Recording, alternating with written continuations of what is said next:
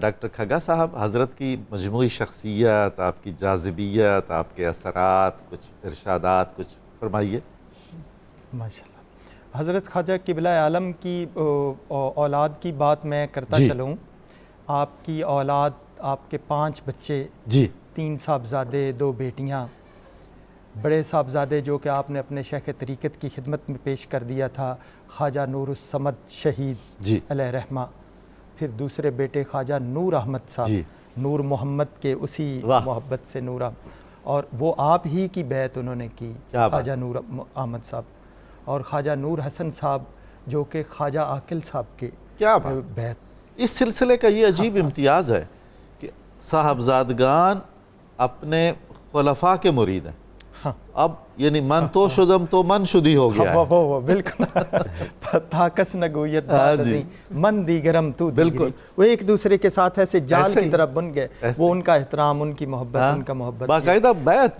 2 صاحبزادیاں آپ کی زینب be be اور صاحب بی بی، جو ان کے بھی عقد ہوئے لیکن ان سے آگے اولاد نہیں چلی۔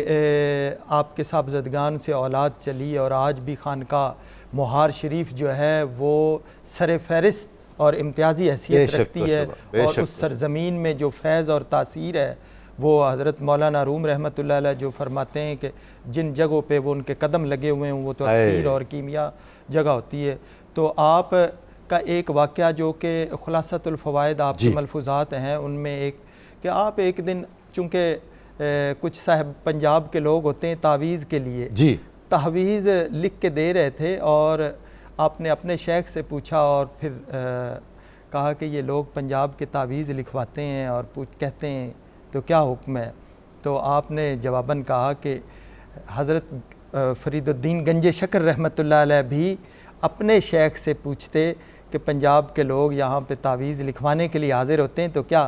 تو قطب صاحب علیہ رحمہ نے فرمایا کہ نہ کچھ تمہارے ہاتھ میں ہے نہ میرے ہاتھ میں۔ اللہ اکبر! کیا مشائخ کے جواب! سبحان اللہ! تو ہاتھ تو اللہ کے ہے، سبحان اللہ! کیا ہی اچھا ہو کہ کسی کی تسکین ہو جائے، اللہ کا نام لکھ کے دے دیا کرو، فیض ہو جائے گا۔ تو یہ ہے فلسفہ تعویذ نویسی صحیح معنوں میں۔ واہ واہ واہ واہ، بالکل صحیح۔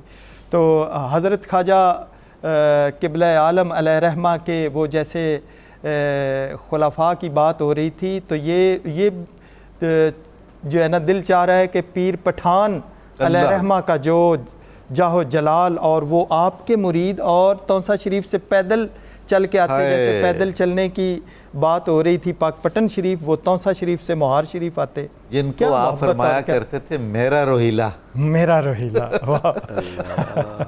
کیا حضرت حاجہ شاہ سلیمان توسوی کا جو انداز تربیت ہے، جو آپ نے خود ارشاد فرمایا ہے، وہ میرا خیال ہے کہ ایک معیار ہے جو بڑا کڑا معیار، جو سب سے محبوب خلیفہ ہے، جو سب سے پیارا خلیفہ ہے، اس کی تربیت کتنی سختی سے کی گئی ہے۔ اس نے سلیمان زمان بننا تھا نا جی، اگر اس طرح اس کو کندن نہ بنایا جاتا، کٹھالی میں نہ خرل نہ کیا جاتا، تو وہ شاہ سلیمان کیسے بنتے؟ واقعی مشائخ کا یہ جو انداز تربیت ہے، اور حضرت کا جو اپنا انکسار ہے، زندگی بھر آپ سے جلال کا، غصے کا، دعوے کا کوئی ادعا ثابت نہیں ہے، محبت ہی محبت ہے، انکسار ہی انکسار، عاجزی ہی عاجزی۔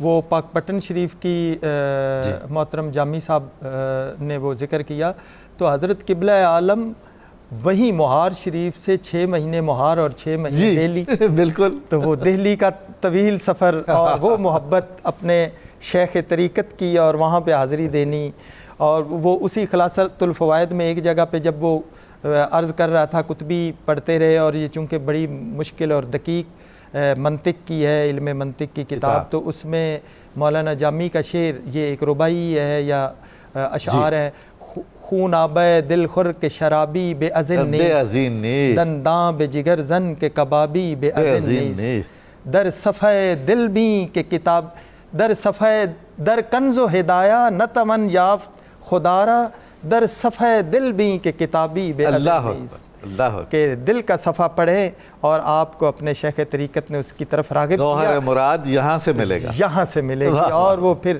ایسی کتاب پڑھی کہ مشائخ چشت میں وہ چاند بن کے چمکے.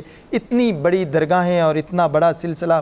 پاک پٹن شریف جیسے آپ نے ذکر کیا، چشتی کے بعد جو چشتی نظامی والا جو سلسلہ ہے وہ خواجہ نور محمد مہاروی علیہ رحمہ نے اس انداز سے پھیلایا کہ پورے پنجاب میں.